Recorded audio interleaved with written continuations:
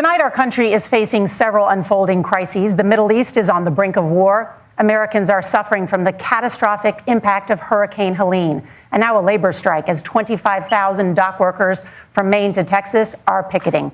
We're going to begin tonight with the Middle East. Margaret. Thank you, Nora. Earlier today, Iran launched its largest attack yet on Israel, but that attack failed, thanks to joint U.S. and Israeli defensive action. President Biden has deployed more than 40,000 U.S. military personnel and assets to that region over the past year to try to prevent a regional war. Iran is weakened, but the U.S. still considers it the largest state sponsor of terrorism in the world, and it has drastically reduced the time it would take to develop a nuclear weapon. It is down now to 1 or 2 weeks' time. Governor Walz, if you were the final voice in the Situation Room, would you support or oppose a preemptive strike by Israel on Iran? You have 2 minutes. Well, thank you. And thank you for those joining at home tonight.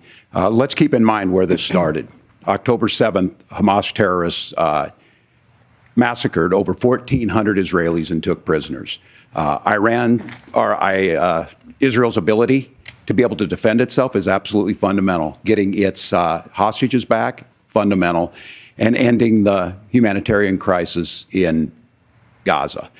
But the expansion of Israel and its proxies is an absolute fundamental necessity for the United States to have the steady leadership there. You saw it experienced today, where along with our Israeli partners and our coalition, able to stop the incoming attack.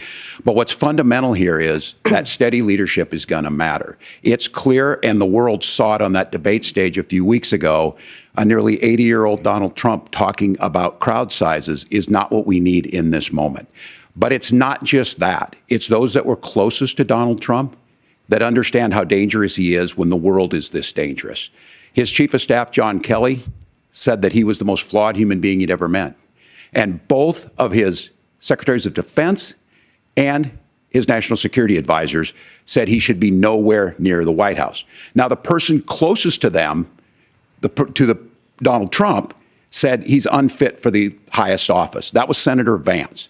What we've seen out of Vice President Harris is we've seen steady leadership. We've seen a calmness that is able to draw on the coalitions to bring them together. Understanding that our allies matter.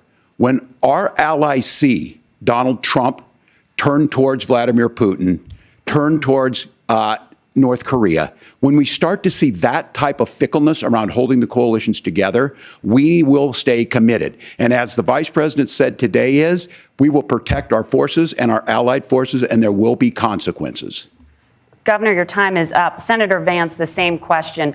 Would you support or oppose a preemptive strike by Israel on Iran? You have 2 minutes. So, Margaret, I want to answer the question. First of all, thanks, Governor. Thanks to CBS for hosting the debate. And thanks, most importantly, to the American people who are watching this evening and caring enough about this country to pay attention to this vice presidential debate.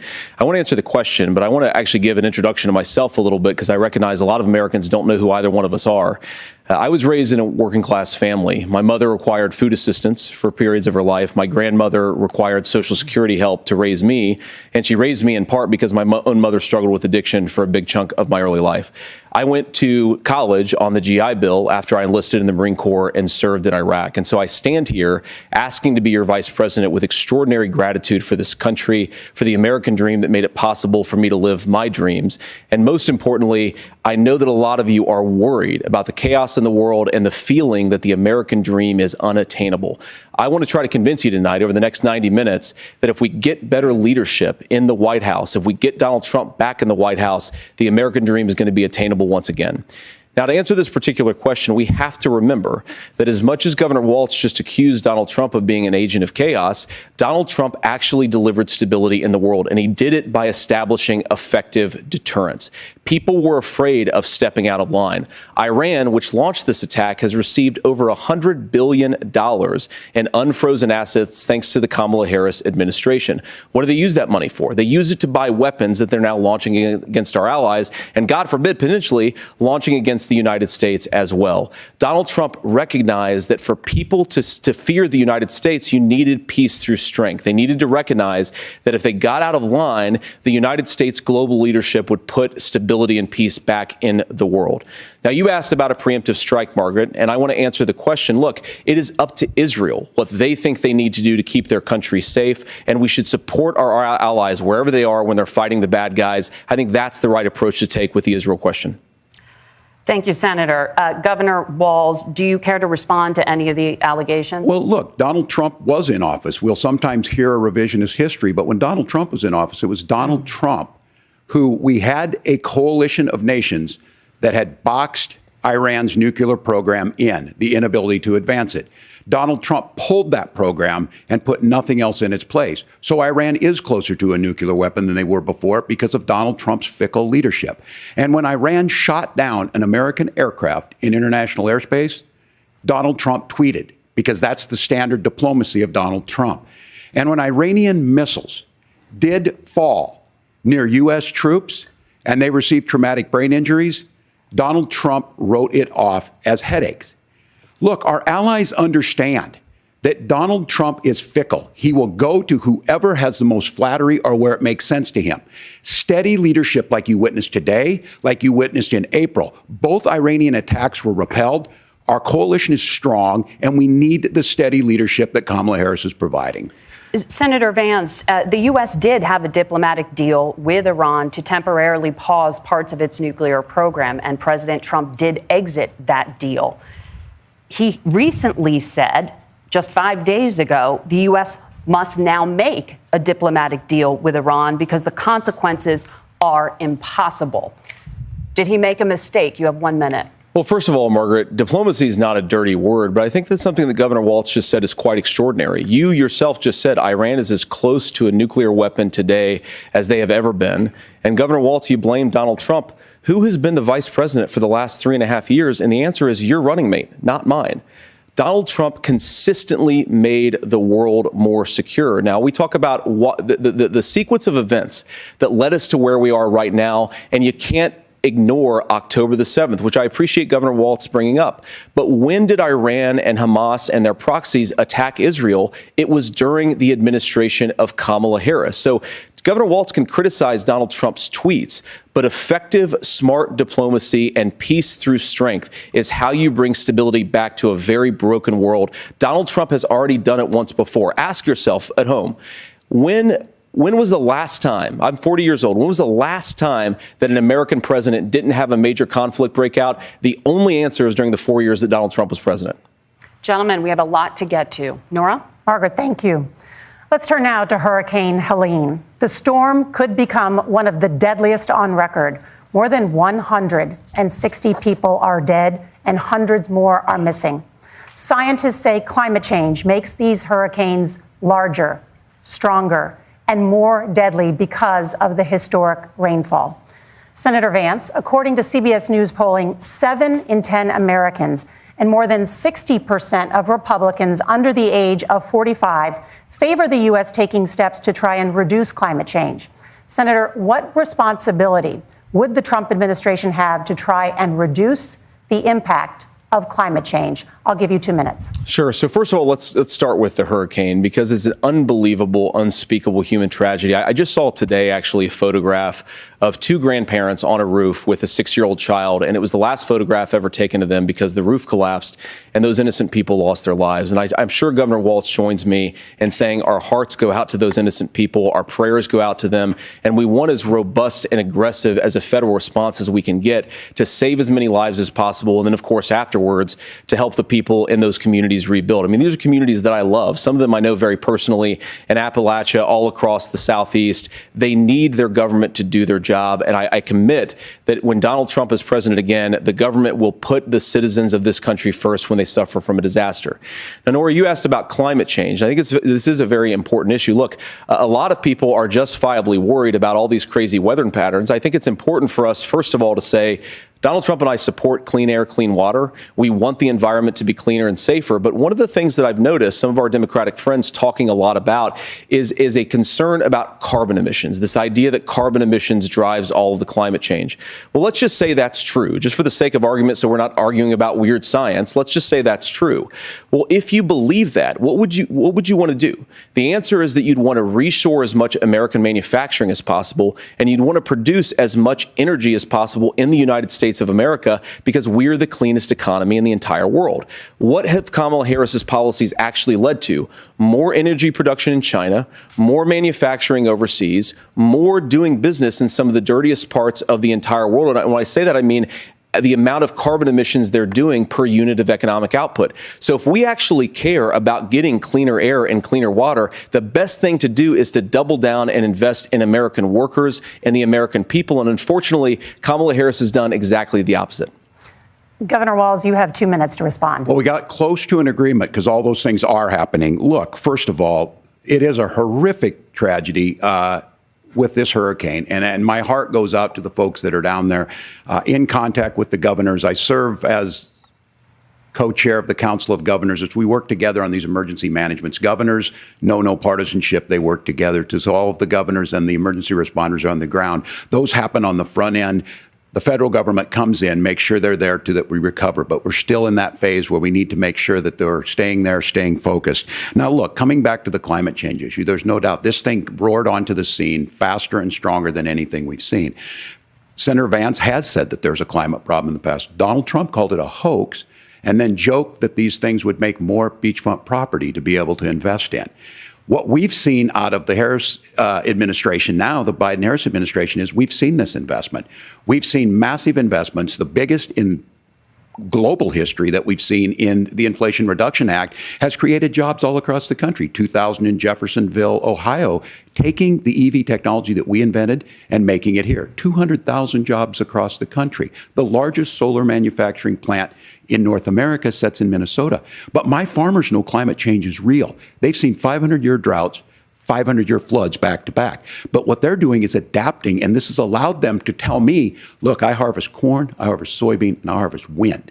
We are producing more natural gas and more oil at any time than we ever have. We're also producing more clean energy.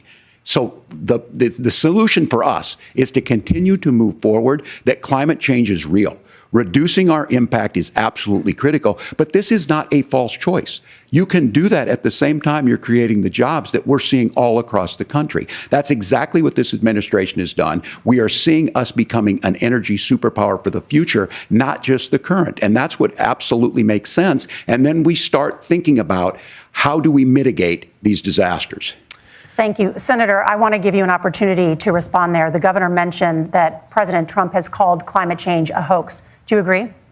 Well, look, what the president has said is that if the Democrats, in particular Kamala Harris and her leadership, if they really believe that climate change is serious, what they would be doing is more manufacturing and more energy production in the United States of America, and that's not what they're doing. So clearly, Kamala Harris herself doesn't believe her own rhetoric on this. If she did, she would actually agree with Donald Trump's energy policies. Now, something Governor Walz said I think is important to touch upon, because when we talk about clean energy, I think that's a slogan that often the Democrats will use here. And I'm talking, of course, about the Democratic leadership. And the real issue is that if you're spending hundreds of millions or even billions of dollars of American taxpayer money on solar panels that are made in China, number one, you're going to make the economy dirtier. We should be making more of those solar panels here in the United States of America. Some of them are, Tim, but a lot of them are being made overseas in China, especially the components that go into those solar panels. So if you really want to make the environment cleaner, you've got to invest in more energy production. We haven't built a nuclear facility, I think, one in the past 40 years. Senator. Natural gas, we got to invest more in it.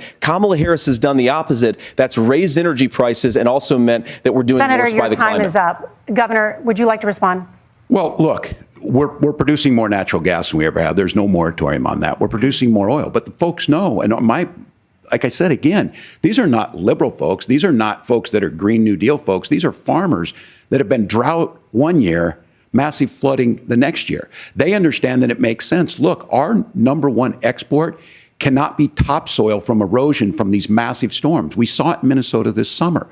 And thinking about how do we respond to that, we're thinking ahead on this. And what Kamala Harris has been able to do in Minnesota, we're starting to weatherproof some of these things. The infrastructure law that was passed allows us to think about mitigation in the future. How do we make sure that we're protecting by burying our power lines? How do we make sure that we're protecting lakefronts and things that we're seeing more and more of? But to call it a hoax and to take the oil company executives to Mar-a-Lago, say, give me money for my campaign, and I'll let you do whatever you want. We can be smarter about that, and an all-above energy policy is exactly what she's doing, creating those jobs right here. Governor, your time is up. The overwhelming consensus among scientists is that the Earth's climate is warming at an unprecedented rate. Margaret? Thank you, Nora.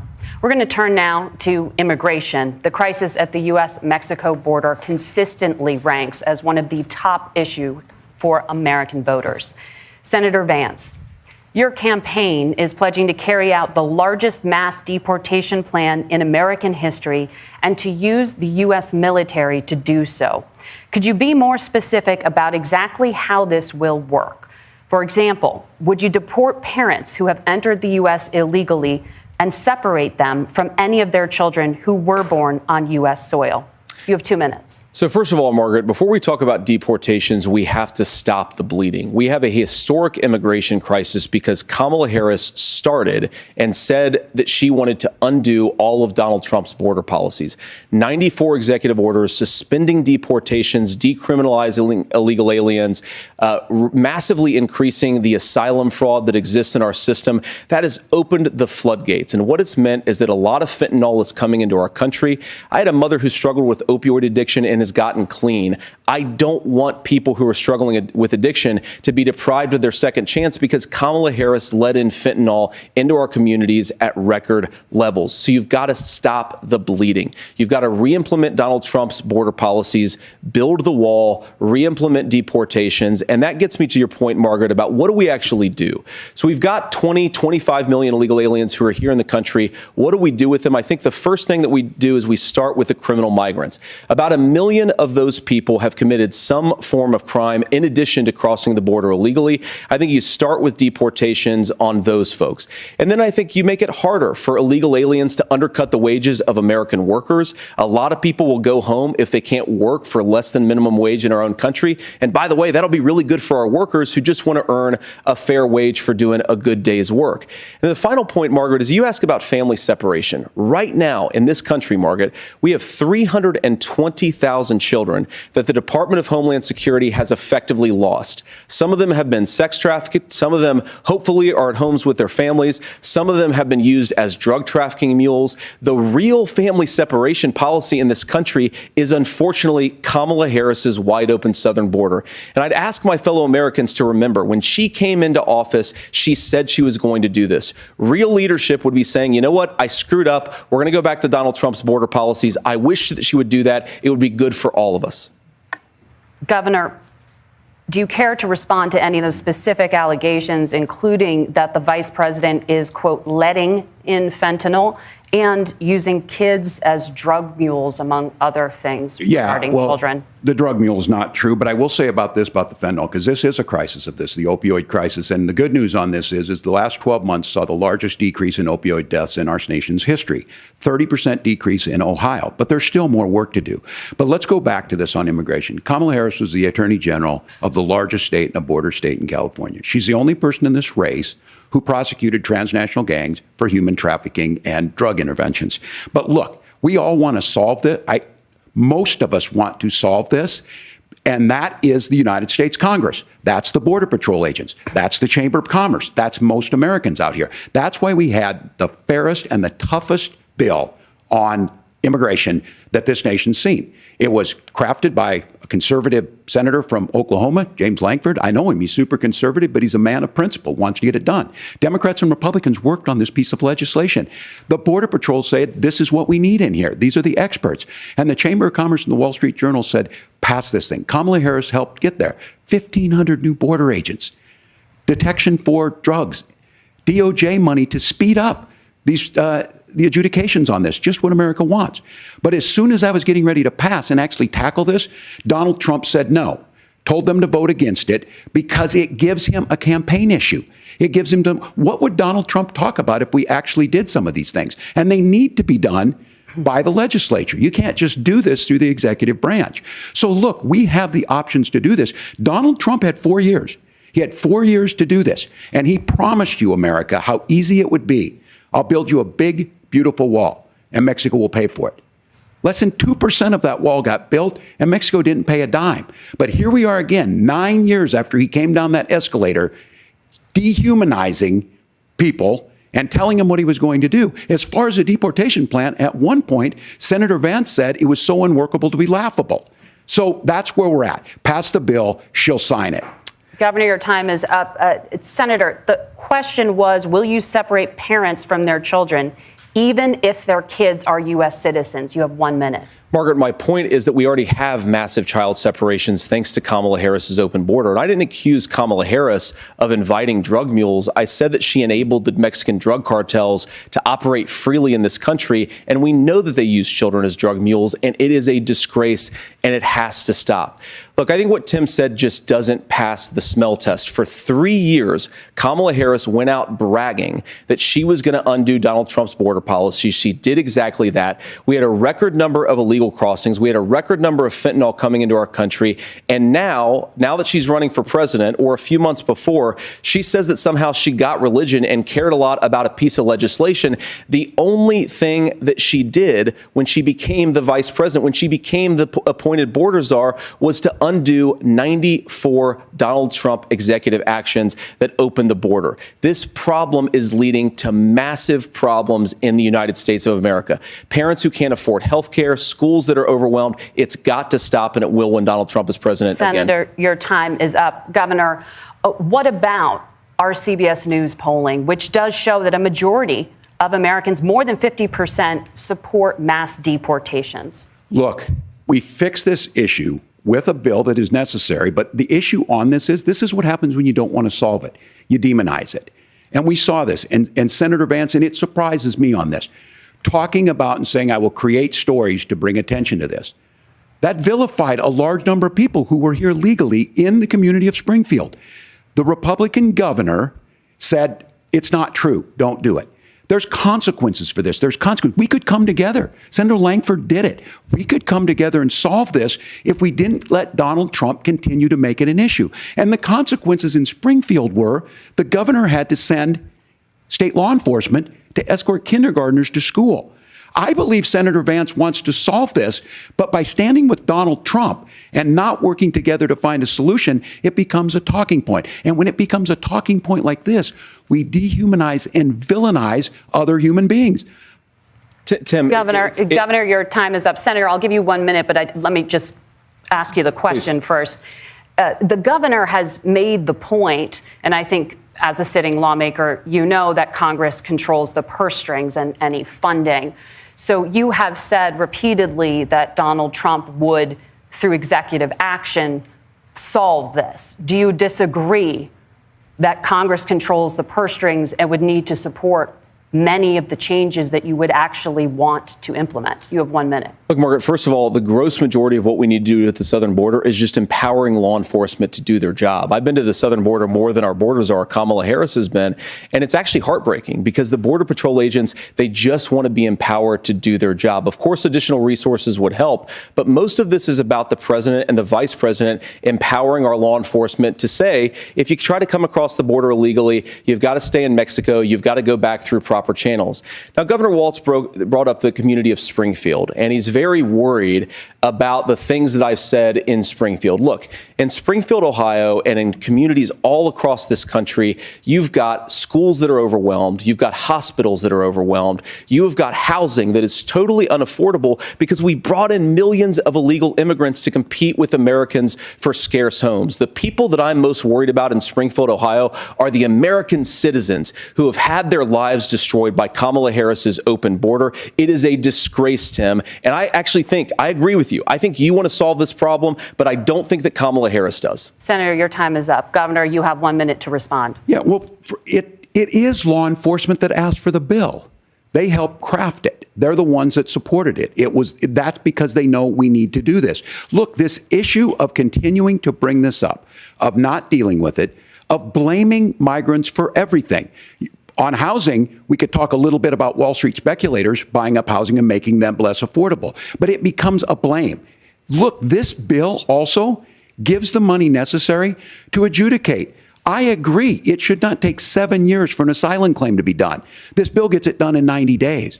Then you start to make a difference in this, and you start to adhere to what we know, American principles. I don't talk about my faith a lot, but Matthew 25:40 talks about, to the least amongst us you do unto me. I think that's true of most Americans. They simply want order to it. This bill does it. It's funded. It's supported by the people who do it. And it lets us keep our dignity about how we treat other people. Thank you, Governor. And just to clarify for our viewers, Springfield, Ohio does have a large number of Haitian migrants who have legal status. Right. Temporary protected status. Well, Margaret, but thank you, Senator. We have so much to get to. Margaret, I think it's important because we're going to turn now to the economy. Thank you, Margaret. The rules were that you guys weren't going to fact check, and since you're fact checking me, I think it's important to say what's actually going on. So there's an application called the CBP One app, where you can go on as an illegal migrant, apply for asylum or apply for parole, and be granted legal status at the wave of a Kamala Harris open border wand. That is not a person coming in, applying for a green card and waiting for 10 years. That is the facilitation of illegal immigration, Margaret, by our own leadership. Thank you, Senator, for describing the legal process. We have so much to get to, Senator. Those laws have been on the books since 1990.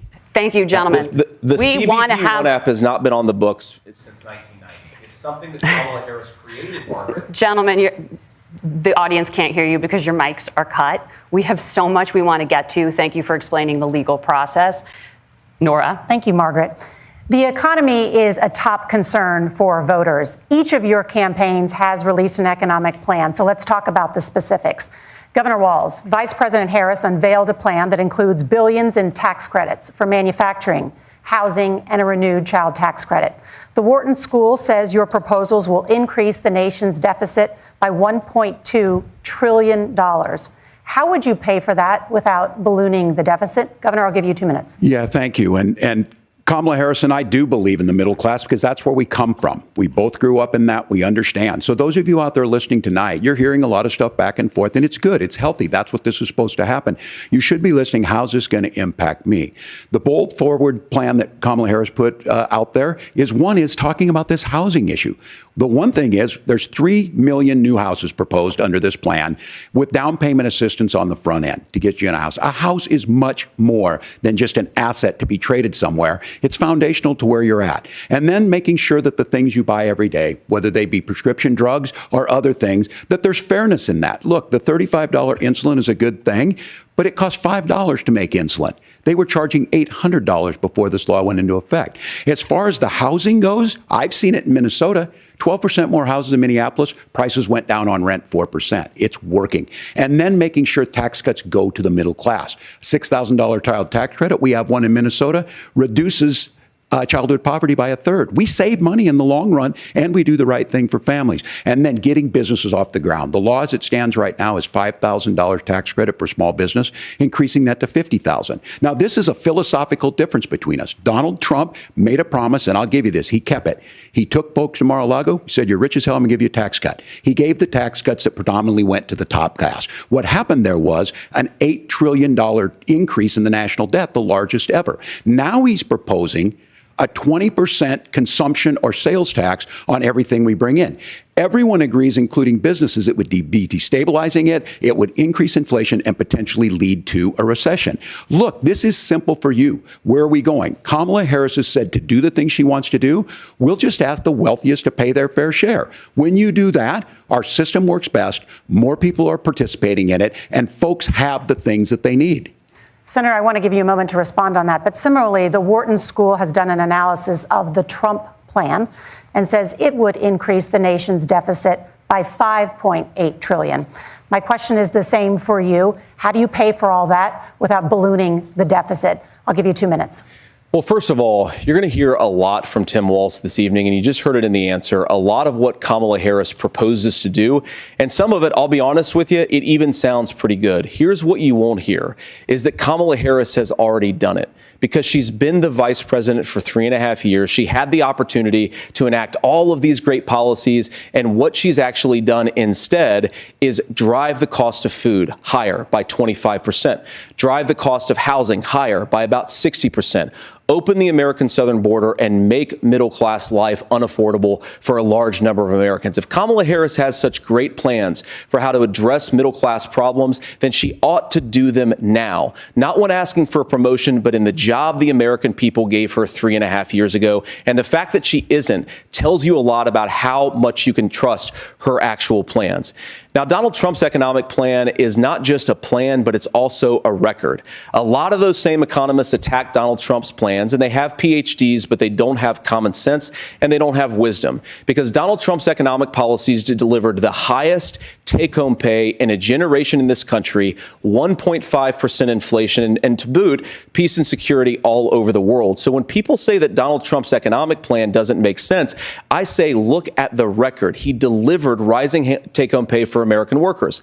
Now, Tim admirably admits that they want to undo the Trump tax cuts. But if you look at what was so different about Donald Trump's tax cuts, even from previous Republican tax cut plans, is that a lot of those resources went to giving more take-home pay to middle class and working class Americans. It was passed in 2017, and you saw an American economic boom unlike we've seen in a generation in this country. That is a record that I'm proud to run on, and we're going to get back to that common sense wisdom so that you can afford to live the American dream again. I know a lot of you are struggling. I know a lot of you are worried about paying the bills. It's going to stop when Donald Trump brings back common sense to this country. Governor, do you want to respond to that? What has Kamala Harris done for the middle class? Yeah, well, Kamala Harris's day one was Donald Trump's failure on COVID that led to the collapse of our economy. We were already before COVID in a manufacturing recession, but 10 million people out of work, largest percentage since the Great Depression. 9 million jobs closed on that. That was day one. Whether it was the Infrastructure Act or other things we moved. Now, you made a question about experts, said this. I've made a note of this. Economists can't be trusted. Science can't be trusted. National security folks can't be trusted.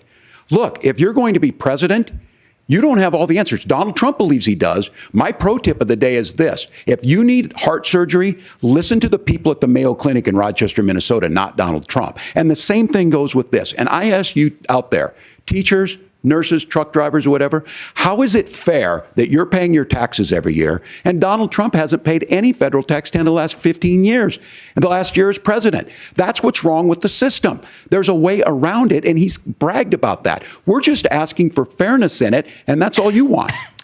You have a minute. Governor, you say trust the experts. But those same experts for 40 years said that if we shipped our manufacturing base off to China, we'd get cheaper goods. They lied about that. They said if we shipped our industrial base off to other countries, to Mexico and elsewhere, it would make the middle class stronger. They were wrong about that. They were wrong about the idea that if we made America less self-reliant, less productive in our own nation, that it would somehow make us better off, and they were wrong about it. And for the first time in a generation, Donald Trump had the wisdom and the courage to say to that bipartisan consensus, we're not doing it anymore. We're bringing American manufacturing back. We're unleashing American energy. We're going to make more of our own stuff. And this isn't just an economic issue. I mean, I've got 3 beautiful little kids at home, 7, 4, and 2, and I love them very much, and I hope they're in bed right now.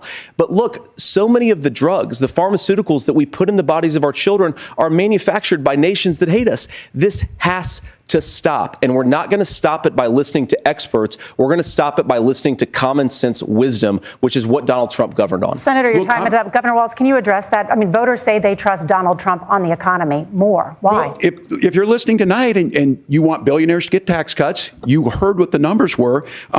Look, I'm a union guy on this. I'm not a guy who wanted to ship things overseas, but I understand that, look, we produce soybeans and corn. We need to have fair trading partners. That's something that we believe in. I think the thing that most concerns me on this is Donald Trump was the guy who created the largest trade deficit in American history with China. So the rhetoric is good. Much of what the senator said right there, I'm in agreement with him on this. I watched it happen too. I watched it to my communities, and we talked about that. But we had people undercutting the right to collectively bargain. We had right to work states made it more difficult. We had companies that were willing to ship it over, and we saw people profit. Folks that are venture capital in some cases, putting money into companies that were overseas. We're in agreement that we bring those home. The issue is Donald Trump is talking about it. Kamala Harris has a record, 250,000 more manufacturing jobs just out of the IRA. May I respond to that? Yes. So appreciate that. So if you notice, what Governor Walz just did is he said, first of all, Donald Trump has to listen to the experts.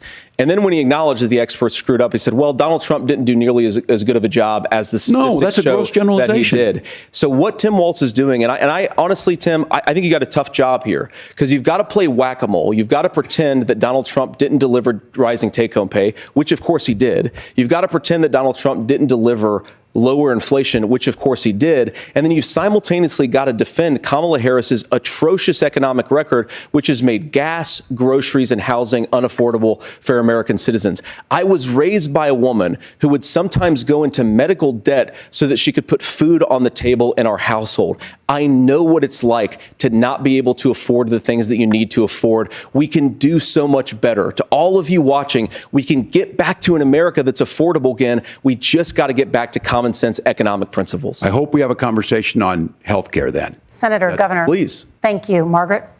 We have a lot to get to ahead, gentlemen, on many topics. But right now, I want to talk about personal qualifications. The vice president is often the last voice the president hears before making consequential decisions.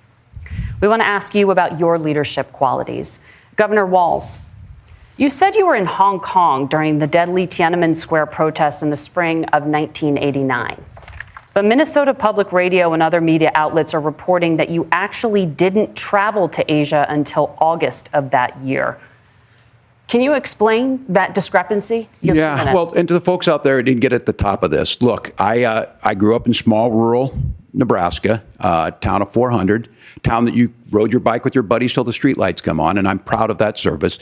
I joined the National Guard at 17, worked on family farms, and then I used the GI Bill to become a teacher, passionate about it, a young teacher. My first year out, I got the opportunity in the summer of '89 to travel to China. 35 years ago, be able to do that. I came back home and then started a program to take young people there. We would take basketball teams, we would take baseball teams, we would take dancers, and we would go back and forth to China. The issue for that was to try and learn. Now, look, my community knows who I am. They saw where I was at.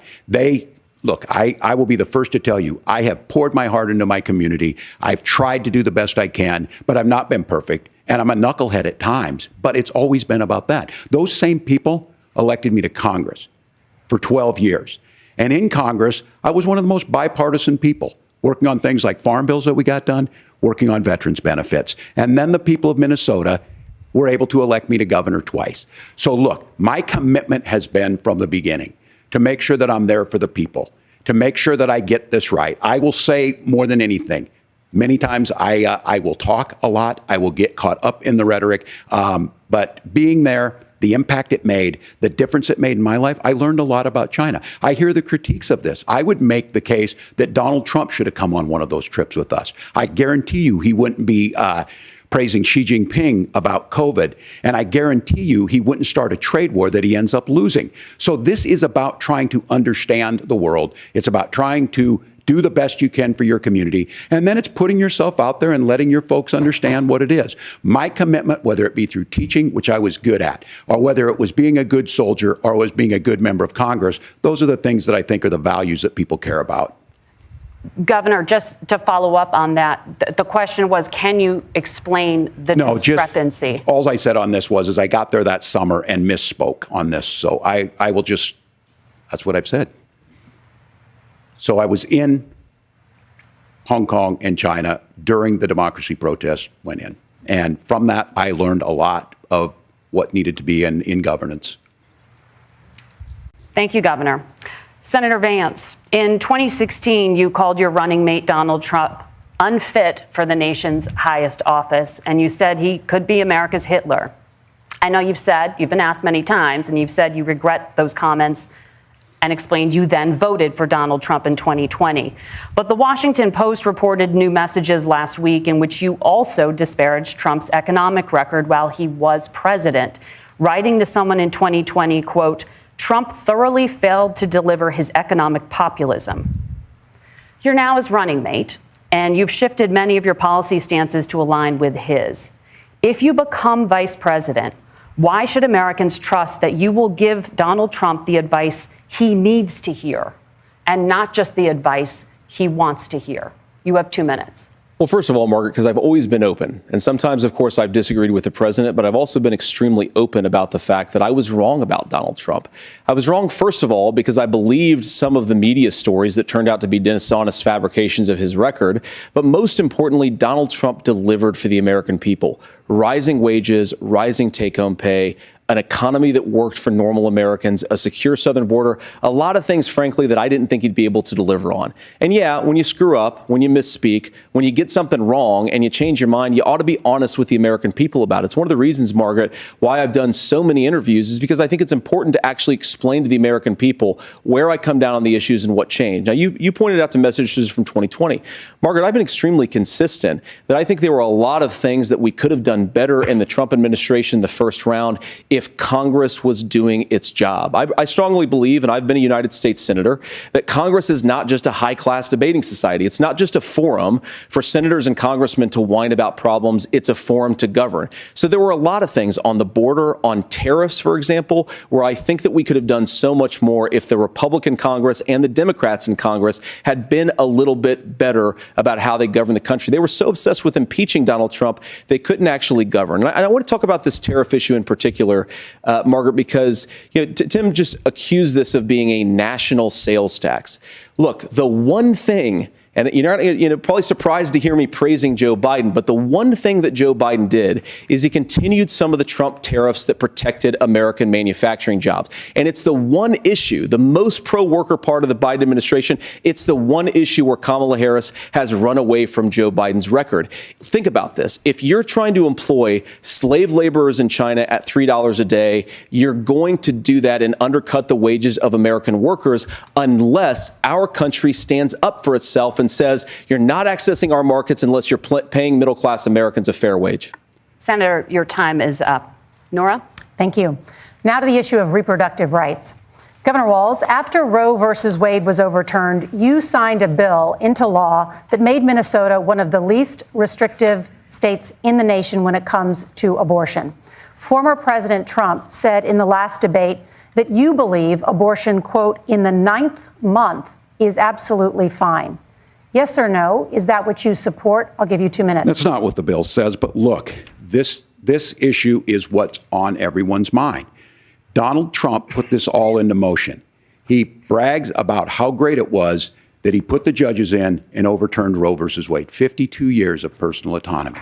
And then he tells us, oh, we send it to the states. It's a beautiful thing. Amanda Zaworski would disagree with you on it's a beautiful thing. A young bride in Texas waiting for their child at 18 weeks. She has a complication, a tear in the membrane. She needs to go in. The medical care at that point needs to be decided by the doctor.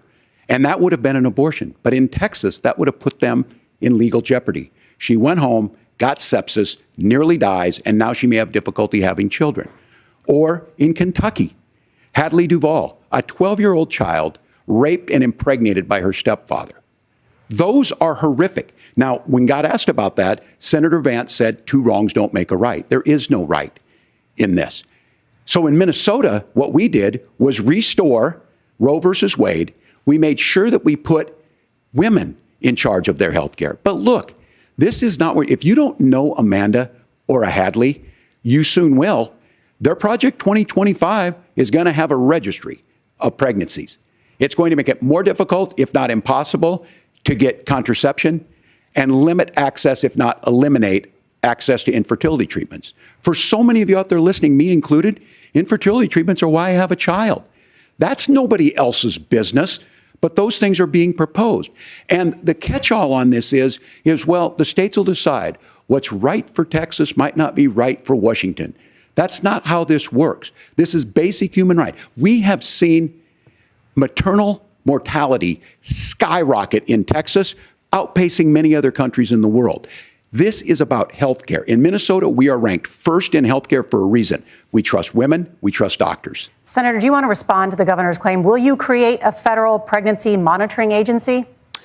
No, Nora, certainly we won't. And I want to talk about this issue because I know a lot of Americans care about it, and I know a lot of Americans don't agree with everything that I've ever said on this topic. And, you know, I grew up in a working class family in a neighborhood where I knew a lot of young women who had unplanned pregnancies and decided to terminate those pregnancies because they feel like they didn't have any other options. And, you know, one of them is actually very dear to me. And I know she's watching tonight, and I love you. And she told me something a couple years ago that she felt like if she hadn't had that abortion, that it would have destroyed her life because she was in an abusive relationship.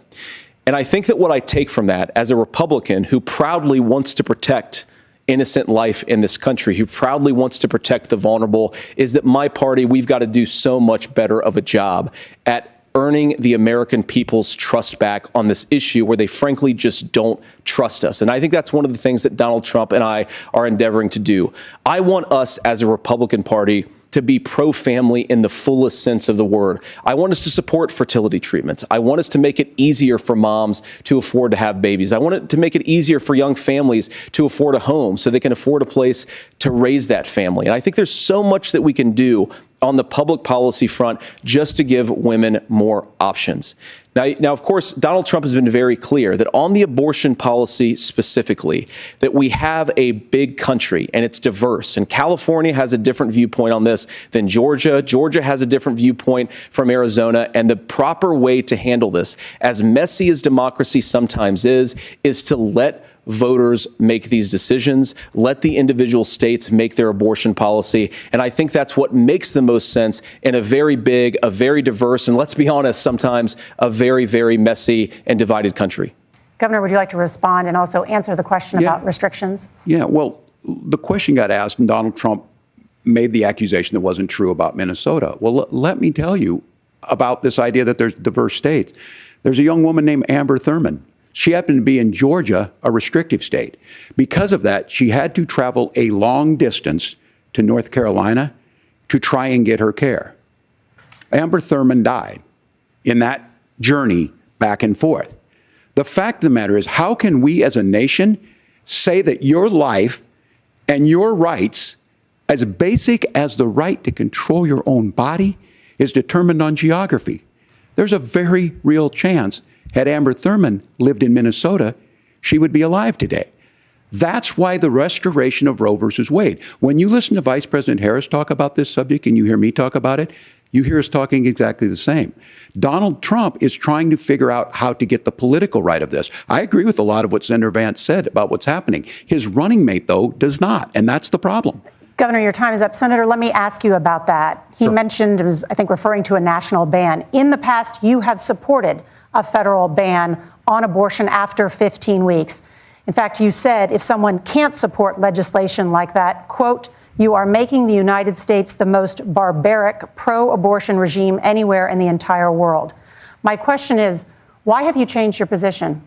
Well, Nora, first of all, I never supported a national ban. I did when I was running for Senate in 2022 talk about setting some minimum national standard. For example, we have a partial birth abortion ban in place in this country at the federal level. I don't think anybody's trying to get rid of that, or at least I hope not, though I know that Democrats have taken a very radical pro-abortion stance. But Nora, you know, one of the things that changed is in the state of Ohio, we had a referendum in 2023, and the people of Ohio voted overwhelmingly, by the way, against my position.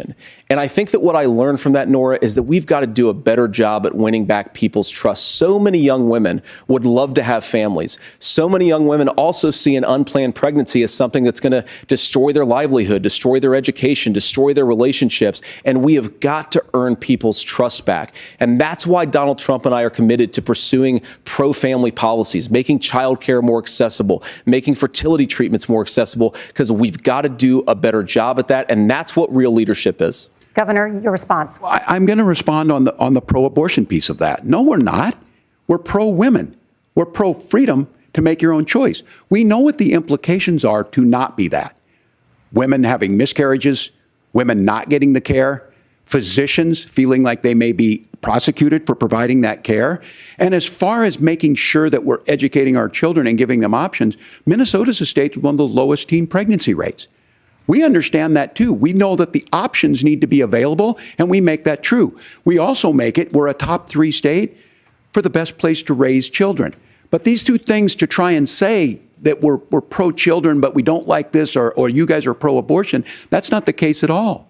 We are pro-freedoms for women to make their choices, and we're going, and Kamala Harris is making the case, to make options for children more affordable, a $6,000 child tax credit, but we're not going to base that on the backs of making someone like Amber Thurman drive 600 miles to try and get health care. Senator. May I respond to that? First of all, Governor, I agree with you. Amber Thurman should still be alive, and there are a lot of people who should still be alive, and I certainly wish that she was.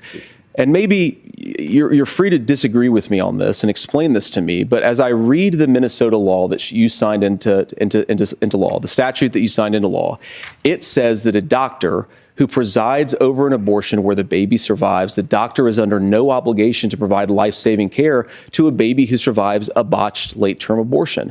That is, I think, whether you're pro-choice or pro-abortion, that is fundamentally barbaric. And that's why I use that word, Nora, is because some of what we've seen, do you want to force Catholic hospitals to perform abortions against their will? Because Kamala Harris has supported suing Catholic nuns to violate their freedom of conscience. We can be a big and diverse country where we respect people's freedom of conscience and make the country more pro-baby and pro-family. But please. Yes, Governor, please respond. Look, this is one where there's always something there. This is a very simple proposition. These are women's decisions to make about their healthcare decisions, and the physicians who know best when they need to do this. Trying to distort the way a law is written to try and make a point, that's not it at all. What was I wrong about, Governor? Please tell me, what was I wrong about? That is not the way the law is written. Look, I've given But how? I've given this advice on a lot of things, that getting involved, that's been misread, and it was fact-checked at the last debate. But the point on this is there's a continuation of these guys to try and tell women or to get involved. I use this line on this, just mind your own business on this. Things worked best when Roe versus Wade was in place. When we do a restoration of Roe, that works best. That doesn't preclude us from increasing funding for children. It doesn't increase us from making sure that once that child's born, like in Minnesota, they get meals, they get early childhood education, they get health care. So the hiding behind we're going to do all these other things when you're not proposing them in your budget, Kamala Harris is proposing them. She's proposing all those things to make life easier for families. I asked a specific question, Governor. You gave me a slogan as a response. It's not the case. It's not true. That's not what the law says. So they fact-checked it with President Trump. Gentlemen, there's a lot to discuss. We have to move on, and we're going to be right back with much more of the CBS News vice presidential debate in just a moment.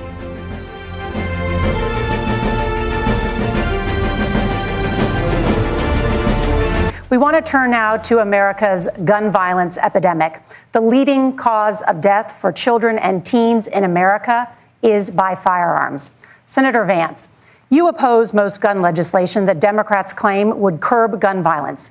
You oppose red flag gun laws and legislation to ban certain semi-automatic rifles, including AR-15s.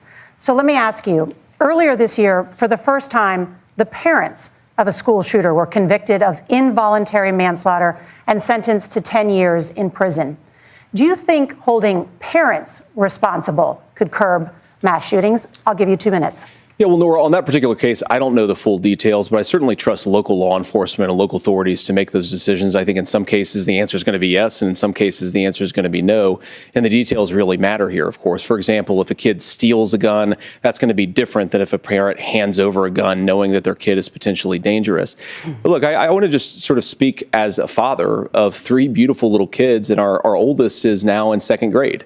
And like a lot of parents, we send our kids to school with such hope and such joy and such pride at their little faces on the first day of school. And we know, unfortunately, that a lot of kids are going to experience this terrible epidemic of gun violence. And of course, our hearts go out to the families that are affected by this terrible stuff. And we do have to do better. And I think that Governor Walz and I actually probably agree that we need to do better on this. The question is just, how do we actually do it? Now, here's something that really bothers me and worries me about this epidemic of violence. The gross majority, close to 90% in some of the statistics I've seen, of the gun violence in this country is committed with illegally obtained firearms. And while we're on that topic, we know that thanks to Kamala Harris's open border, we've seen a massive influx in the number of illegal guns run by the Mexican drug cartels. So that number, the amount of illegal guns in our country is higher today than it was 3.5 years ago. But what do we do about the schools? What do we do to protect our kids? And I think the answer is, and I say this not loving the answer, because I don't want my kids to go to school in a school that feels unsafe or where there are visible signs of security. But I unfortunately think that we have to increase security in our schools. We have to make the doors lock better. We have to make the doors stronger. We've got to make the windows stronger. And of course, we've got to increase school resource officers, because the idea that we can magically wave a wand and take guns out of the hands of bad guys, it just doesn't fit with recent experience. So we've got to make our schools safer. And I think we've got to have some common sense bipartisan solutions for how to do that. Governor, you have 2 minutes. Well, I think all the parents watching tonight, this is your biggest nightmare. Look, I got a 17-year-old, and he witnessed a shooting at a community center playing volleyball. Those things don't leave you. As a member of Congress, I sat in my office surrounded by dozens of the Sandy Hook parents, and they were looking at my 7-year-old picture on the wall. Their 7-year-old were dead, and they were asking us to do something. And look, I'm a hunter. I own firearms. The vice president is. We understand that the Second Amendment is there, but our first responsibility is to our kids to figure this out. In Minnesota, we've enacted enhanced red flag laws, enhanced background checks, and we can start to get data. But here's the problem. If we really want to solve this, we've got folks that won't allow research to be even done on gun violence. And this idea that we should just live with it, here's what I do think, that this is a good start to the conversation. I 100% believe that Senator Vance hates it when these kids, it's abhorrent and it breaks your heart. I agree with that.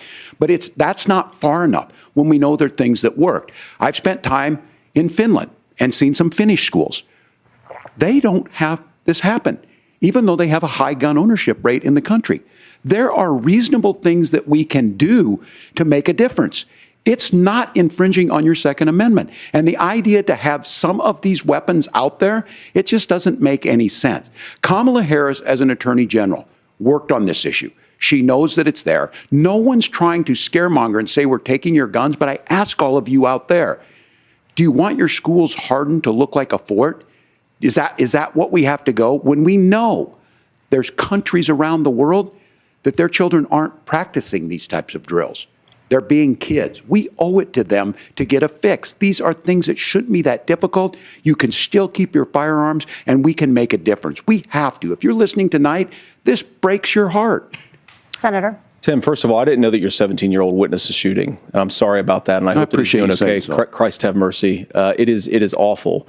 And I appreciate what Tim said, actually, about Finland, because I do think it illustrates some of the frankly, weird differences between our own country's gun violence problem and Finland. Okay, first of all, we have way higher rates of mental health abuse, or mental health substance abuse. We have way higher rates of depression, way higher rates of anxiety. We unfortunately have a mental health crisis in this country that I really do think that we need to get to the root causes of, because I don't think it's the whole reason why we have such a bad gun violence problem, but I do think it's a big piece of it. Another driver of the gun violence epidemic, especially that affecting our kids, it doesn't earn as many headlines, but is the terrible gun violence problem in a lot of our big cities. And this is why we have to empower law enforcement to arrest the bad guys, put them away, and take gun offenders off the streets. I think there's a whole host of things that we can do here, but I do think at our schools we've got to talk about more security. Senator, thank you. Governor, you previously opposed an assault weapons ban, but only later in your political career did you change your position. Why? Yeah, I sat in that office with those Sandy Hook parents. I've become friends with school shooters. I've seen it. Look, the NRA, I was an NRA guy for a long time. They used to teach gun safety. I'm of an age where my shotgun was in my car so I could pheasant hunt after football practice. That's not where we live today. And several things I want to mention on this is talking about cities and where it's at. The number one where the most firearm deaths happen in Minnesota are rural suicides. And we have an epidemic of children getting guns and shooting themselves. And so we have, and we should look at all of the issues. making sure folks have health care and all that, but I want to be very careful. This idea of stigmatizing mental health, just because you have a mental health issue doesn't mean you're violent. And I think what we end up doing is we start looking for a scapegoat. Sometimes it just is the guns. It's just the guns. And there are things that you can do about it. But I do think that this is one, and I think this is a healthy conversation. I think there's a capacity to find solutions on this that work, protect Second Amendment, protect our children. That's our priority. Gentlemen, thank you. Margaret? Thank you, Nora. Let's turn now to the top contributor to inflation, the high cost of housing and rent. There's a shortage of more than 4 million homes in the United States, and that contributes to the high housing prices.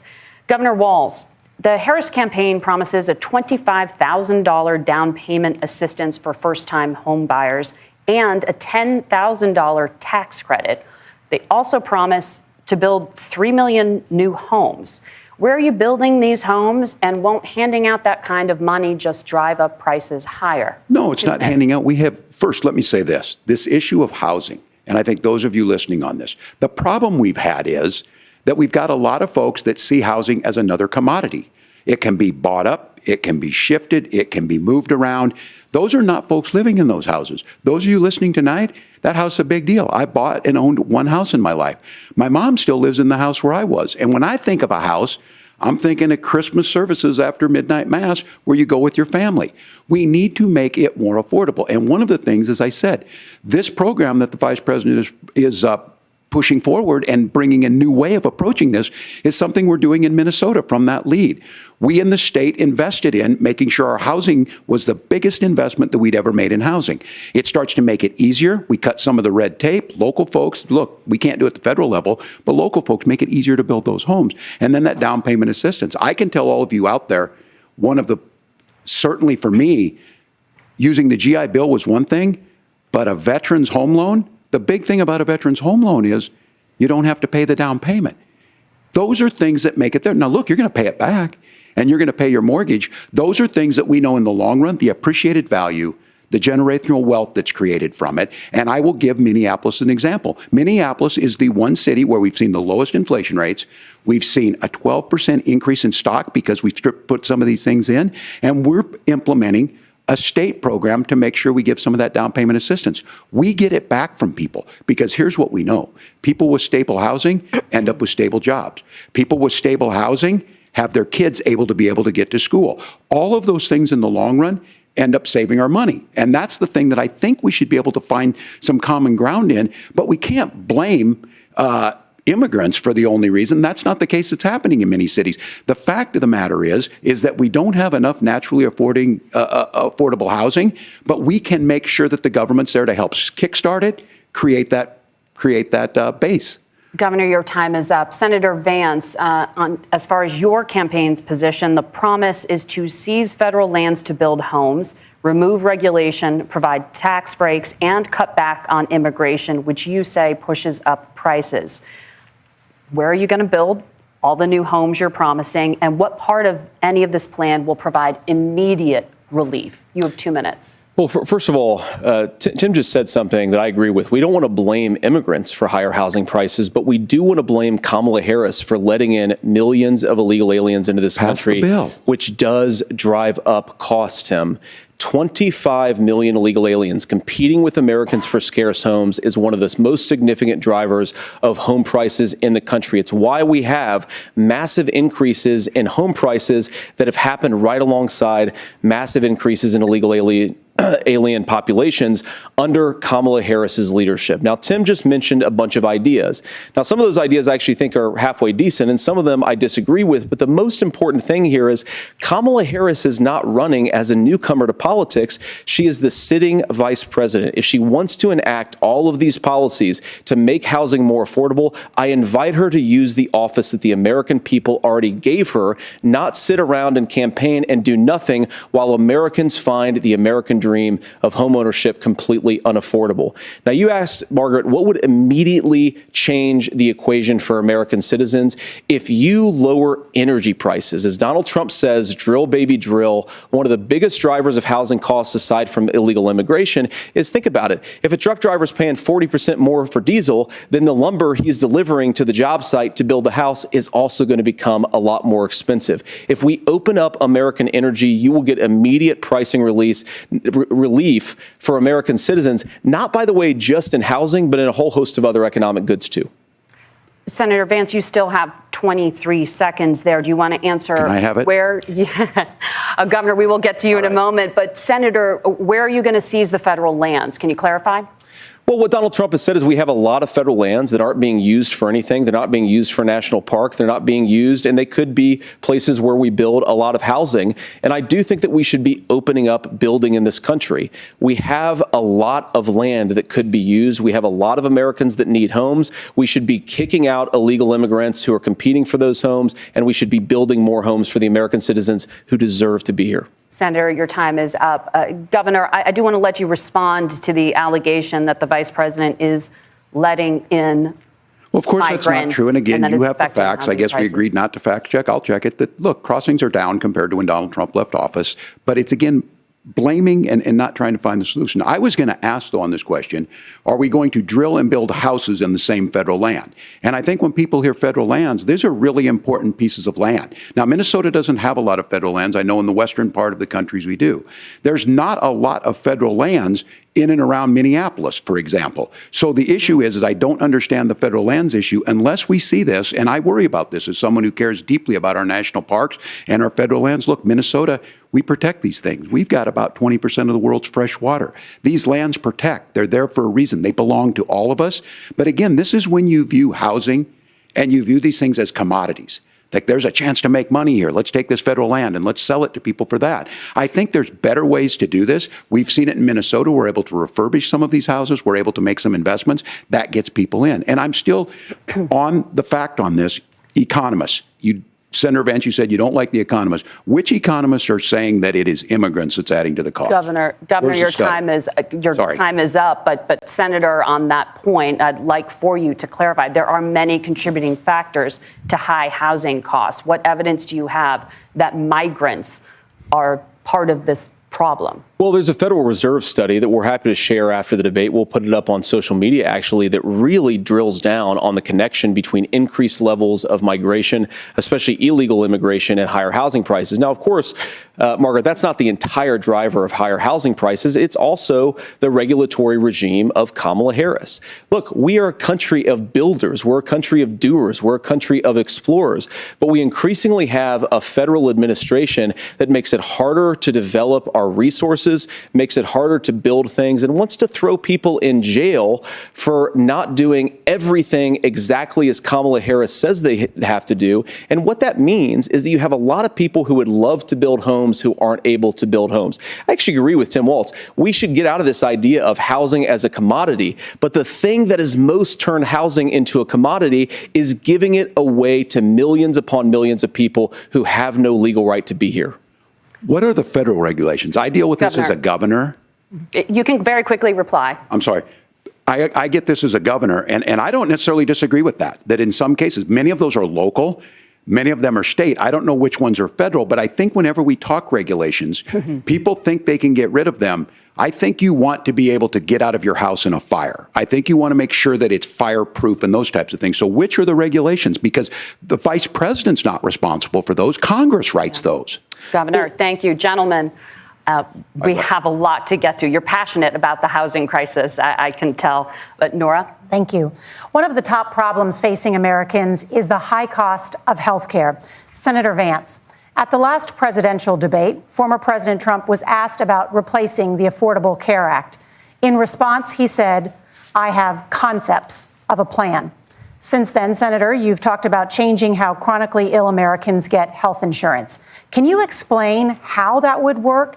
And can you guarantee that Americans with pre-existing conditions won't pay more? I'll give you 2 minutes. Well, of course, we're going to cover Americans with pre-existing conditions. In fact, a lot of my family members have gotten health care I believe, members of my family actually got private health insurance, at least for the first time, switched off of Medicaid onto private insurance for the first time under Donald Trump's leadership. And I think that, a lot of people have criticized this concepts of a plan remark. Look, it's very simple common sense. I think as Tim Walz knows from 12 years in Congress, you're not going to propose a 900-page bill standing on a debate stage. It would bore everybody to tears, and it wouldn't actually mean anything because part of this is the give and take of bipartisan negotiation. Now, when Donald Trump was actually president, and again, he has a record to be proud of, prescription drugs fell in 2018 for the first time in a very long time. Under Kamala Harris's leadership, prescription drugs are up about 7%. Under Donald Trump's entire 4 years, they were up about 1.5%. He introduced pricing transparency. Think about healthcare. You go into a hospital, you try to buy something, and nobody knows what it actually costs. That price transparency will actually give American consumers a little bit more choice and will also drive down costs. And we talked about, the reinsurance regulations is what I was talking about. Look, Donald Trump has said that if we allow states to experiment a little bit on how to cover both the chronically ill but the non-chronically ill, it's not just a plan. He actually implemented some of these regulations when he was president of the United States. And I think you can make a really good argument that it salvaged Obamacare, which was doing disastrously until Donald Trump came along. And I think this is an important point about President Trump. Of course, you don't have to agree with everything that President Trump has ever said or ever done. But when Obamacare was crushing under the weight of its own regulatory burden and healthcare costs, Donald Trump could have destroyed the program. Instead, he worked in a bipartisan way to ensure that Americans had access to affordable care. It's not perfect, of course, and there's so much more that we can do, but I think that Donald Trump has earned the right to put in place some better health care policies. He's earned it because he did it successfully the first time. Governor? All right, here's where being an old guy gives you some history. I was there at the creation of the ACA, and the reason it was so important is I come from a major healthcare state, home of the Mayo Clinic, home to Medical Alley. 3M, Medtronic, all of those. We understand healthcare. It's why we're ranked first on affordability and accessibility and quality of healthcare. And so what I know is under Kamala Harris, more people are covered than they have before. And those of you listening, this is critical to you. Now, Donald Trump all of a sudden wants to go back and remember this. He ran on the first thing he was going to do on day one was to repeal Obamacare. On day one, he tried to sign an executive order to repeal the ACA. He signed on to a lawsuit to repeal the ACA, but lost at the Supreme Court. And he would have repealed the ACA had it not been for the courage of John McCain to save that bill. Now, fast forward, what that means to you is you lose your pre-existing conditions. If you're sitting at home and you got asthma, too bad. If you're a woman, probably not. Broke your foot during football, might kick you out. Your kids get kicked out when they're 26. Kamala Harris negotiated drug prices for the first time with Medicare. We have 10 drugs that will come online, the most common ones that'll be there. But look, this issue, and when Donald Trump said, I've got a concept of a plan, it cracked me up as a fourth grade teacher because my kids would have never given me that. But what Senator Vance just explained might be worse than a concept, because what he explained is pre-Obamacare. And I'll make this as simple as possible because I have done this for a long time. What they're saying is, if you're healthy, why should you be paying more? So what they're going to do is let insurance companies pick who they insure, because guess what happens? You pay your premium, it's not much. They figure they're not going to have to pay out to you. But those of you a little older, gray, got cancer, you're going to get kicked out of it. That's why the system didn't work. Kamala Harris will protect and enhance the ACA. Governor, thank you. Senator, you have not yet explained how you would protect people with pre-existing conditions or laid out that plan. Well, look, we currently have laws and regulations in place right now that protect people with pre-existing conditions. We want to keep those regulations in place, but we also want to make the health insurance marketplace function a little bit better. Now, what Governor Walz just said is actually not true. A lot of what happened, and the reason that Obamacare was crushing under its own weight, is that a lot of young and healthy people were leaving the exchanges. Donald Trump actually helped address that problem, and he did so in a way that preserved people's access to coverage who had pre-existing conditions. But again, something that these guys do is they make a lot of claims about if Donald Trump becomes president, all of these terrible consequences are going to ensue. But in reality, Donald Trump was president. Inflation was low. Take-home pay was higher. And he saved the very program from a Democratic administration that was collapsing and would have collapsed absent his leadership. He did his job, which is govern in a bipartisan way and get results, not just complain about problems, but actually solve them. Governor, did enrollment under the Affordable Care Act go up under the Trump administration? It's higher now that we've seen it go up. Look, people are using it. The system works. And the question about this of young people or whatever, that's the individual mandate piece of this. And Republicans fought tooth and nail saying, well, Americans should be free to do this. Well, then so what you happens think the is individual mandate's a good idea? you shrink. I think the idea of making sure the risk pool is broad enough to cover everyone, that's the only way insurance works. When it doesn't, it collapses. You are asking pre-ACA where we get people out. Look, people know that they need to be on health care. People expect it to be there. And when we are able to make it, and we are making it this way, when we incentivize people to be in the market, when we help people who might not be able to afford it get there, and we make sure then when you get sick and old, it's there for you. Because I heard people say, well, I don't want to buy into Medicare or whatever. Good luck buying health care once you get past 70. So look, the ACA works. We can continue to do better. Kamala Harris did that. The way she made everything better was negotiating those 10 drugs on Medicare for the first time in American history. Thank you. Margaret? Can I address that? I apologize. We're out of time. ahead, We have a Laura. number of subjects to discuss. Margaret? Let's talk about families in America. There is a child care crisis in this country, and the United States is one of the very few developed countries in the world without a national paid leave program for new parents. Governor Walz, you've said that if Democrats win both the White House and Congress, this is a day one priority for you. How long should employers be required to pay workers while they are home taking care of their newborns? You have 2 minutes. Yeah, well, that's negotiable, and that's what Congress worked. But here's what the deal is. Americans sitting out there right now, you may work for a big company. Look, we're home in Minnesota to some of the largest Fortune 500 companies. Kamala Harris knows that in California. Those companies provide paid family medical leave. One is, I think they're moral and they think it's a good thing, but it also keeps their employees healthy. We in Minnesota passed a paid family medical leave. You have a child, and I had to go back to work 5 days after my kids were born. This allows you to stay home a certain amount of time. What we know is that gets the child off to a better start, the family works better, we stay in their employers, we get more consistency in that. So Kamala Harris has made it a priority. We implemented it in Minnesota and we see growth. That's how you become a pro-business state. But the negotiations on it, and here's the issue, those big companies are able to offer it. Those of you out there who don't have it, just imagine what happens if you get cancer or your child gets sick. We know what happens. You end up staying home. In some places, that means no paycheck because you've got no protection on that. This is the case of an economy that Donald Trump has set for the wealthiest amongst us. He's willing to give those tax breaks to the wealthiest. He's willing to say, bust those unions up, do whatever.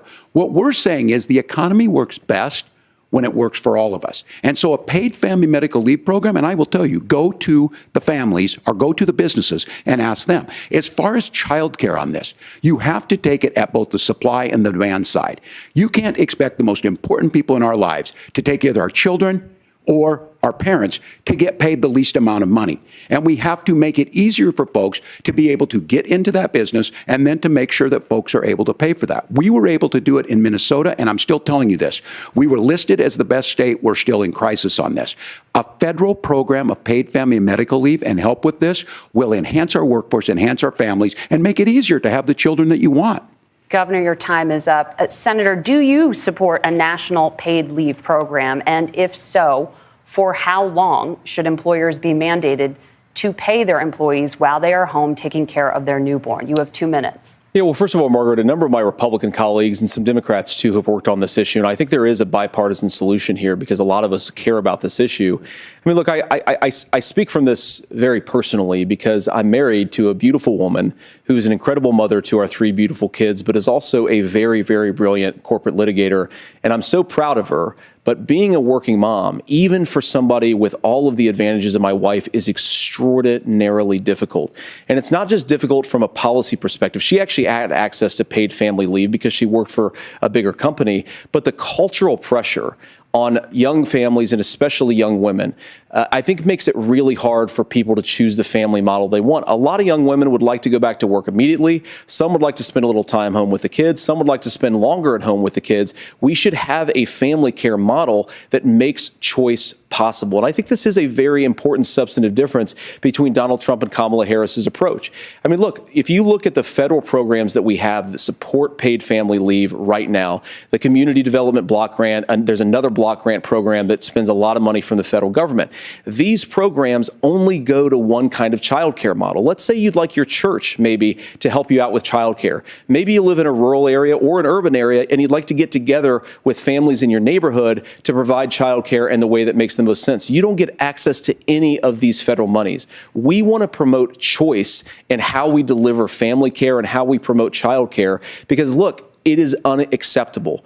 And, you know, of course, Tim and I have been on the campaign trail a lot the past 7 or 8 weeks. And one of the biggest complaints I hear from young families is people who feel like they don't have options, like they're choosing between going to work or taking care for their kids. That is an incredible burden to put on American families. We're the only country that does it. I think we could do a heck of a lot better.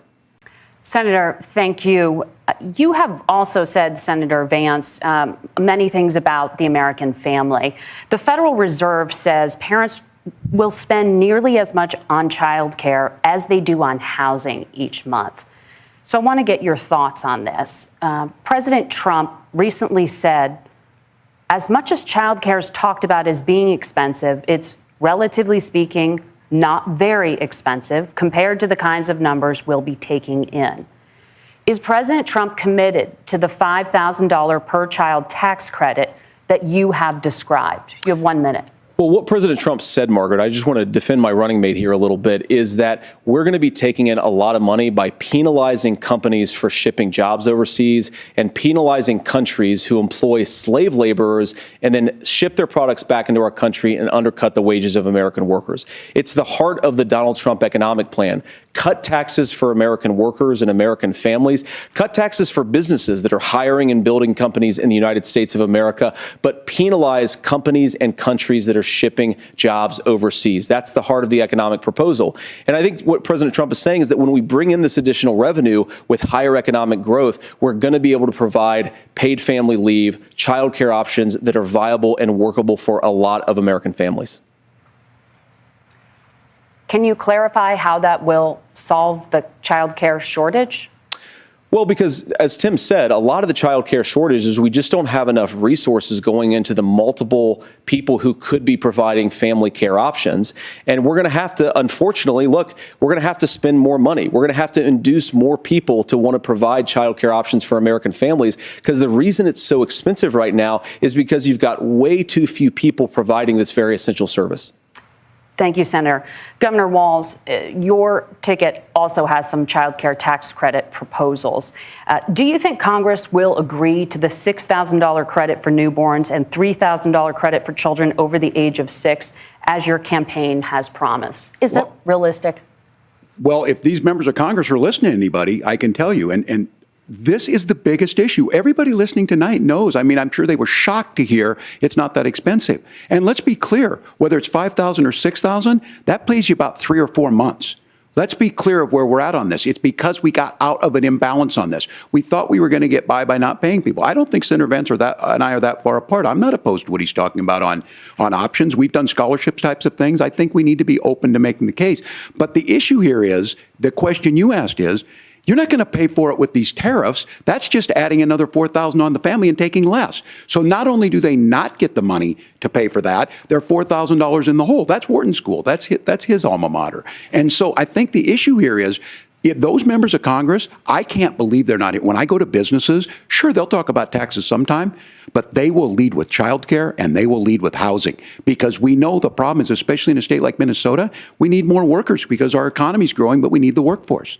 Governor, thank you. We need to move on. Nora? Let's talk about the state of democracy, the top issue for Americans after the economy and inflation. After the 2020 election, President Trump's campaign and others filed 62 lawsuits contesting the results. Judges, including those appointed by President Trump and other Republican presidents, looked at the evidence and said there was no widespread fraud. The governors of every state in the nation, Republicans and Democrats, certified the 2020 election results and sent a legal slate of electors to Congress for January 6th. Senator Vance, you have said you would not have certified the last presidential election and would have asked the states to submit alternative electors. That has been called unconstitutional and illegal. Would you again seek to challenge this year's election results, even if every governor certifies the results? I'll give you 2 minutes. Well, Nora, first of all, I think that we're focused on the future. We need to figure out how to solve the inflation crisis caused by Kamala Harris's policies, make housing affordable, make groceries affordable, and that's what we're focused on. But I want to answer your question because you did ask it. Look, what President Trump has said is that there were problems in 2020, and my own belief is that we should fight about those issues, debate those issues peacefully in the public square, and that's all I've said, and that's all that Donald Trump has said. Remember, he said that on January the 6th, the protesters ought to protest peacefully. And on January the 20th, what happened? Joe Biden became the president, Donald Trump left the White House, and now, of course, unfortunately, we have all of the negative policies that have come from the Harris-Biden administration. I believe that we actually do have a threat to democracy in this country, but unfortunately, it's not the threat to democracy that Kamala Harris and Tim Walz want to talk about. It is the threat of censorship. It's Americans casting aside lifelong friendships because of disagreements over politics. It's big technology companies silencing their fellow citizens. And it's Kamala Harris saying that rather than debate and persuade her fellow Americans, she'd like to censor people who engage in misinformation. I think that is a much bigger threat to democracy than anything that we've seen in this country in the last 4 years, in the last 40 years. Now, I'm really proud, especially given that I was raised by two lifelong blue-collar Democrats, to have the endorsement of Bobby Kennedy Jr. and Tulsi Gabbard, lifelong leaders in the Democratic coalition. And of course, they don't agree with me and Donald Trump on every issue. We don't have to agree on every issue, but we're united behind a basic American First Amendment principle that we ought to debate our differences. We ought to argue about them. We ought to try to persuade our fellow Americans. Kamala Harris is engaged in censorship at an industrial scale. She did it during COVID. She's done it over a number of other issues. And that, to me, is a much bigger threat to democracy than what Donald Trump said when he said that protesters should peacefully protest on January the 6th. Governor? Well, I've enjoyed tonight's debate, and I think there was a lot of commonality here. And I'm sympathetic to misspeaking on things, and I think I might have with the senator. Me too, man. There's one though that this one is troubling to me, and I say that because I think we need to tell the story.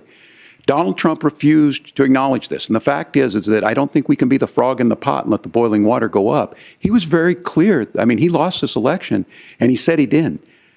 140 police officers were beaten at the Capitol that day, some with the American flag. Several later died. And it wasn't just in there.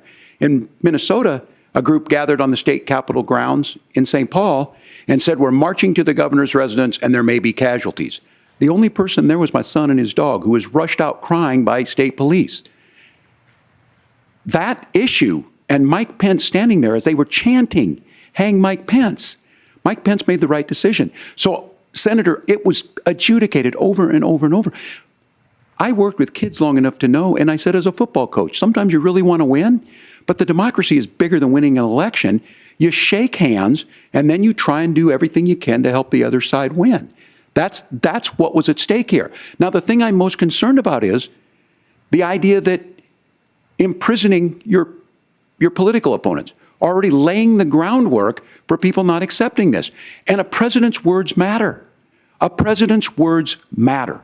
People hear that. So I think this issue of settling our differences at the ballot box, shaking hands when we lose, being honest about it, but to deny what happened on January 6th, the first time in American history that a president or anyone tried to overturn a fair election and the peaceful transfer of power. And here we are 4 years later in the same boat. I will tell you this, that when this is over, we need to shake hands this election, and the winner needs to be the winner. This has got to stop. It's tearing our country apart.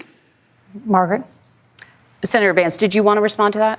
Yeah, well, look, Tim, first of all, it's really rich for Democratic leaders to say that Donald Trump is a unique threat to democracy when he peacefully gave over power on January the 20th, as we have done for 250 years in this country. We are going to shake hands after this debate and after this election. And of course, I hope that we win, and I think we're going to win. But if Tim Walz is the next vice president, he'll have my prayers, he'll have my best wishes, and he'll have my help whenever he wants it. But we have to remember that for years in this country, Democrats protested the results of elections. Hillary Clinton in 2016 said that Donald Trump had the election stolen by Vladimir Putin because the Russians bought like $500,000 worth of Facebook ads. This has been going on for a long time. And if we want to say that we need to respect the results of the election, I'm on board. But if we want to say, as Tim Walz is saying, that this is just a problem that Republicans have had, I don't buy that. Governor. January 6th was not Facebook ads. And I think a revisionist history on this. Look, I don't understand how we got to this point. But the issue was that happened. Donald Trump can do it. And all of us say there's no place for this. It has massive repercussions. This idea that there's censorship to stop people from threatening to kill someone, threatening to do something, that's not censorship. Censorship is book banning. We've seen that. We've seen that brought up. I just think for everyone tonight, and I'm going to thank Senator Vance. I think this is the conversation they want to hear. And I think there's a lot of agreement, but this is one that we are miles apart on. This was a threat to our democracy in a way that we had not seen. And it manifested itself because of Donald Trump's inability to say. He is still saying he didn't lose the election. I would just ask that. Did he lose the 2020 election? Tim, I'm focused on the future. Did Kamala Harris censor Americans from speaking their mind in the wake of the 2020 COVID situation? That is a damning non-answer. It's a damning non-answer for you to not talk about censorship. Obviously, Donald Trump and I think that there were problems in 2020. We've talked about it. I'm happy to talk about it further. But you guys attack us for not believing in democracy. The most sacred right under the United States democracy is the First Amendment. You yourself have said there's no First Amendment right to misinformation. Kamala Harris wants to use the power of government and big tech to silence people from speaking their minds. That is a threat to democracy that will long outlive this present political moment. I would like Democrats and Republicans to both reject censorship. Let's persuade one another. Let's argue about ideas, and then let's come together afterwards. You can't yell fire in a crowded theater. That's the test. That's the Supreme Court test. Tim, fire in a crowded theater. You guys wanted to kick people off of Facebook for saying that toddlers shouldn't wear masks. Senator, the governor does have the floor. Fire in a crowded theater. That is criticizing the policies of the government, which is the right of every American. Senator, the governor does have the floor for 1 minute to respond to you. Yeah. Well, I don't run Facebook. What I do know is I see a candidate out there who refused, and now again, and this, I'm pretty shocked by this. He lost the election. This is not a debate. It's not anything anywhere other than in Donald Trump's world. Because look, when Mike Pence made that decision to certify that election, that's why Mike Pence isn't on this stage. What I'm concerned about is, where is the firewall with Donald Trump? Where is the firewall if he knows he could do anything, including taking an election, and his vice president's not going to stand to it? That's what we're asking you, America. Will you stand up? Will you keep your oath of office, even if the president doesn't? And I think Kamala Harris would agree. She wouldn't have picked me if she didn't think I would do that, because of course that's what we would do. So America, I think you've got a really clear choice on this election of who's going to honor that democracy and who's going to honor Donald Trump. Governor, your time is up. The debate. It is now time for the closing statement. Senator Vance won the virtual coin toss and elected to go last. So Governor Walz, you are first. You have 2 minutes. Well, thank you, Senator Vance. Thank you to CBS News. And most importantly, thank you to all of you. If you're still up and the folks who miss Dancing with Our Stars, I appreciate it. But look, the support of the democracy matters. It matters that you're here. And I'm as surprised as anybody of this coalition that Kamala Harris has built, from Bernie Sanders to Dick Cheney to Taylor Swift, and a whole bunch of folks in between there. And they don't all agree on everything, but they are truly optimistic people. They believe in a positive future of this country, and one where our politics can be better than it is. And I have to tell you, that better than it is the sense of optimism that there can be an opportunity economy that works for everyone, not just to get by, but to get ahead. And the idea that freedom really means something. Not the freedom of government to be in your bedroom or exam room, but the freedom for you to make choices about yourself. Now, look, we all know who Donald Trump is. He's told us, and as Maya Angelou said, believe him when he told you that. His first inaugural address talked about American carnage, and then he spent 4 years trying to maybe do that.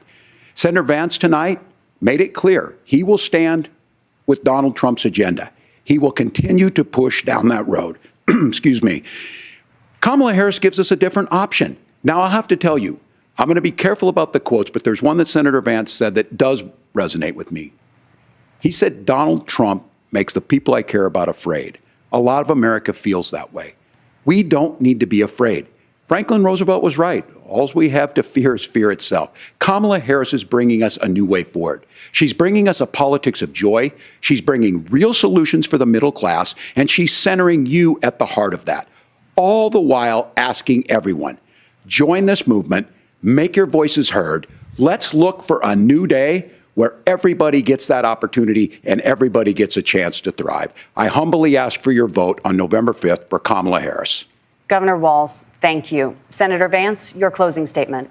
Well, I want to thank Governor Walz, you folks at CBS, and of course the American people for tuning in this evening. And one of the issues we didn't talk about was energy. And I remember when I was being raised by my grandmother, when she didn't have enough money to turn on the heat some nights because Ohio gets pretty cold at night and because money was often very tight.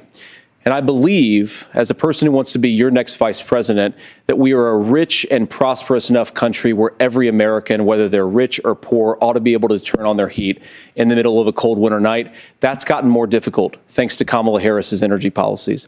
I believe that whether you're rich or poor, you ought to be able to afford a nice meal for your family. That's gotten harder because of Kamala Harris's policies. I believe that whether you're rich or poor, you ought to be able to afford to buy a house. You ought to be able to live in safe neighborhoods. You ought to not have your communities flooded with fentanyl. And that, too, has gotten harder with because of Kamala Harris's policies. Now, I've been in politics long enough to do what Kamala Harris does when she stands before the American people and says that on day one, she's going to work on all these challenges I just listed. She's been the vice president for 3.5 years. Day one was 1,400 days ago, and her policies have made these problems worse. Now, I believe that we have the most beautiful country in the world. I meet people on the campaign trail who can't afford food, but have the grace and generosity to ask me how I'm doing and to tell me they're praying for my family. What that has taught me is that we have the greatest country, the most beautiful country, going to be able to achieve their full dreams with the broken leadership that we have in Washington. They're not going to be able to live their American dream if we do the same thing that we've been doing for the last 3.5 years. We need change. We need a new direction. We need a president who has already done this once before and did it well. Please vote for Donald Trump. And whether you vote for me or vote for Tim Walz, I just want to say I'm so proud to be doing this, and I'm rooting for you. God bless you, and good night.